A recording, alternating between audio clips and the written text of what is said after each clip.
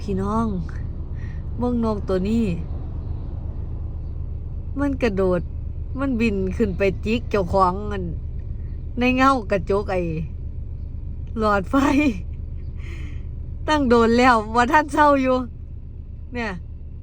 บินขึ้นไปจิกเงาแหมจิกเงาเจ้าของแหมนะฮะอยู่จังสันแหละตั้งโดนแล้ว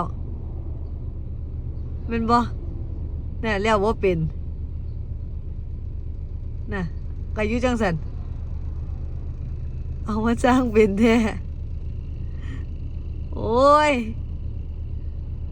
แล้วมันสิจิกกันมันได้ยังเอาแล้วก็จิกอยู่บ่เศร้าเนี่ยบินขึ้นไปกระโดดจิกเนี่ยหรือมันพยายามที่สิเอาอีหยังออกมาจากหันแต่ว่าตัวหลอดไฟนี่มันเป็นเงาเด้มันเป็นเงาสะท้อนแหมก็เลยเข้าใจว่ามันน่าจะบินขึ้นไปจิกเจ้าของหรือเปล่าโอ้ยผู้ใดเคยพอแบบนี้บอกแน่นะเด้อ